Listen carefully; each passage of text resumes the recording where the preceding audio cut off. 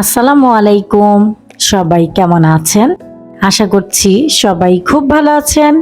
আমি আলহামদুলিল্লাহ ভালো আছি। চলে আসলাম আরেকটি নতুন ব্লগ নিয়ে। আশা করছি সবাই একটা লাইক দিয়ে শুরু থেকে শেষ পর্যন্ত দেখবেন। আজকে নাস্তা বানানোর কোনো ঝামেলাই নেই, এই ব্রেড দিয়ে চালিয়ে নেব আজকে সকালের নাস্তা। তো ব্রেডগুলোকে আমি হালকা করে সেঁকে নিয়েছি। এখন পিনাট বাটার আর লিকুইড চকলেট দিয়ে দিব, যে যেভাবে পছন্দ করে সেভাবেই তাকে দিয়ে দিচ্ছি। আর ছোট ছেলে তো পিনাট বাটার পছন্দ করে না, তার জন্য শুধু লিকুইড চকলেটই ওকে দিব।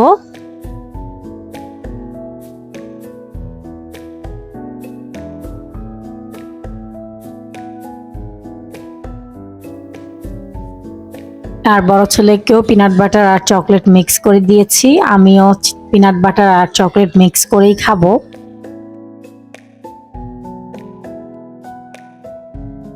এখন আমি আমার নাস্তাটাও করে নিচ্ছিলাম, সাথে চা বিস্কুটও আছে।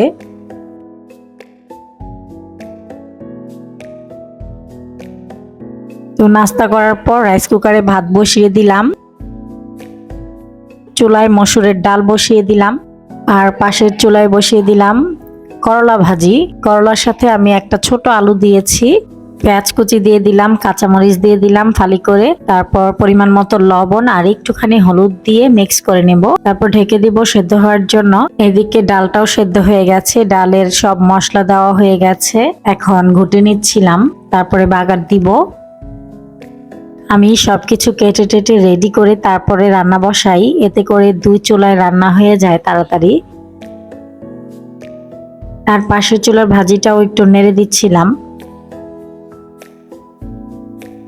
ডাল বাগার হয়ে গেছে, নামানোর আগে ধনিয়া পাতা কুচি দিয়ে দিলাম। আর এটা হচ্ছে ফ্রোজেন ধনিয়া পাতা।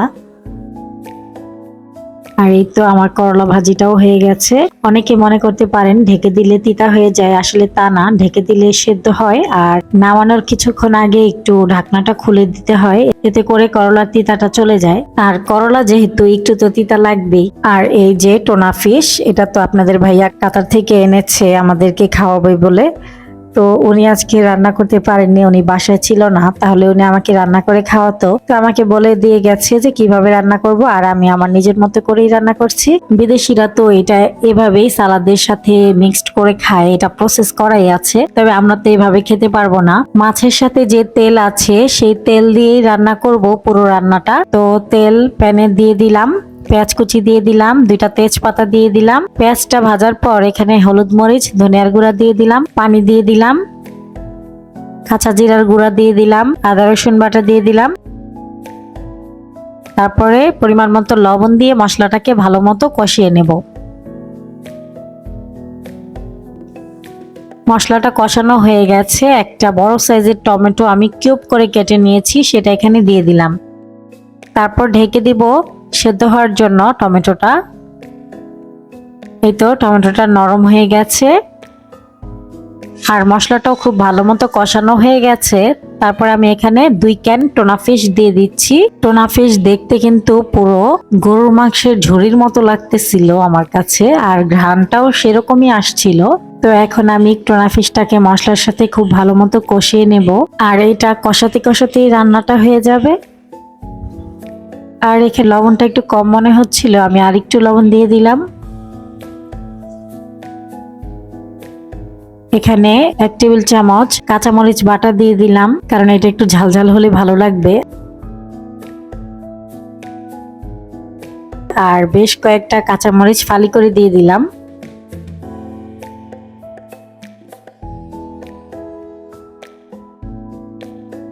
কি যেন মিসিং মিসিং মনে হচ্ছিল, এজন্য 2 টুকরা দারচিনি দিয়ে দিলাম। সবশেষে এখানে দিয়ে দিলাম ভাজা জিরার গুঁড়া আর ধনিয়া পাতা কুচি। এতেও একটু নেড়েচেড়ে মিক্সড করে নেব। আমার টোনা ফিশ রান্নাটা হয়ে গেছে। এই রান্নাটা টাকি মাছের ভর্তার মতো লাগতেছে, আবার গরুর মাংসের ঝুরার মতো লাগতেছে। তো যাই হোক, রান্না তো করলাম, তো আপনাদের ভাইয়া এসে খেয়ে বলবে যে কেমন হয়েছে, রান্না করতে পারলাম কিনা। কারণ জীবনে প্রথমবার রান্না করেছি, তো এই জন্য একটু কেমন যেন লাগছে। আর আপনারাও ভাইয়া এবং আপুরা যারা যারা আমার ভিডিওটি দেখছেন, তারা কিন্তু বলবেন আমার টোনা ফিশ রান্নাটা কেমন হয়েছে। তো তো যাই হোক, এখন আমি দুধ গরম করে নিচ্ছি। আমার সব কাজ শেষ, রান্না বান্না চুলা টোলা সবকিছু মুছে ফেলেছি। এখন শুধু দুধটা আঁচ দিয়ে আমি বাকি কাজগুলো সেরে নামাজ পড়ে আসব। আর আপনাদেরকে এক ঝলক দেখিয়ে দিচ্ছি আজকের রান্না বান্না। বাচ্চারা খাবার খেয়েছে, এখন আমি আমার খাবার নিয়ে বসলাম। এই তো আজকের খাবারের আয়োজন আমাদের, আলহামদুলিল্লাহ। আর টোনা ফিশটা কিন্তু অনেক মজা হয়েছে, খুবই মজা হয়েছে। এখন পর্যন্ত যারা আমার ইউটিউব চ্যানেলটি সাবস্ক্রাইব করেননি তারা প্লিজ আমার চ্যানেলটি সাবস্ক্রাইব করবেন, আর ফেসবুক থেকে দেখলে আমার ফেসবুক পেজটাও ফলো করবেন। আর যারা করেছেন তাদের সবাইকে অসংখ্য ধন্যবাদ এবং অসংখ্য ভালোবাসা। বিকালবেলা আপনাদের ভাইয়া এসেছে, দেখেন কি নিয়ে এসেছে, ইনফ্রারেড কুকার আর একটা হচ্ছে ইলেকট্রিক কেটলি আর 4টা জাম্বুরা। জাম্বুরাটাকে আগে রান্নাঘরে রেখে আসি, তারপরে খুলে দেখাচ্ছি কেমন জিনিসপত্র আনলো। প্রথমে ইলেকট্রিক কেটলিটাকে আনবক্সিং করছি। এই কেটলিটা অনেক সুন্দর হয়েছে, এটা গ্লাস সিস্টেম হওয়ায় আমার কাছে খুবই ভালো লাগছিল। তো আপনাদের ভাইয়া বলছিল যে একটু পানি দিয়ে চেক করতে কেমন গরম হয়। তো আমরা যেহেতু এলপি গ্যাসে রান্না করি আর সামনে হচ্ছে শীতকাল চলে আসতেছে, তো যখন তখন গরম পানি করে খাওয়া যাবে, চা বা কফি বানিয়ে খাওয়া যাবে, এজন্য ভালোই হয়েছে কেটলিটা আনায়। তো আমি প্লাগটা লাগিয়ে বিসমিল্লাহ বলে পানি দিয়ে দিচ্ছিলাম।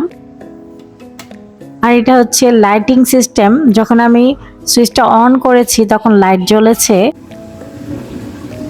আর পানিটা যখন বলক চলে এসেছে তখন অটোমেটিক সুইচ বন্ধ হয়ে গেছে। এই তো কি সুন্দর পানি টকবগিয়ে ফুটেছে।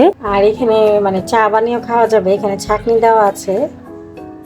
জগটা আমার অনেক পছন্দ হয়েছে। আর আপনাদের ভাইয়াকে ম্যাঙ্গো জুস দিচ্ছিলাম, আর উনি কিন্তু টোনা ফিশ দিয়ে ভাত খেয়ে বলেছিল যে অনেক ভালো হয়েছে। দুধ যে আমি আঁচ দিয়ে রেখেছি সেটা তো ভুলেই গেছিলাম, ওদেরকে পড়তে বসিয়ে আমার হঠাৎ মনে হয়েছে, তো এখন আমি ওদেরকে দুধ দিব। তো ওরা মাইলো দিয়ে দুধ খাবে।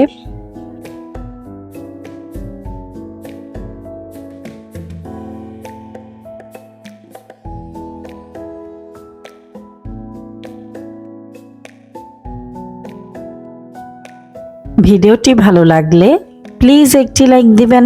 ভিডিও সংক্রান্ত কোনো মতামত থাকলে কমেন্টের মাধ্যমে জানাবেন। আজকের মতো ভিডিওটি এ পর্যন্তই, আবার চলে আসব নতুন একটি ব্লগ নিয়ে। সে পর্যন্ত সবাই ভালো থাকবেন, সুস্থ থাকবেন। আল্লাহ হাফেজ।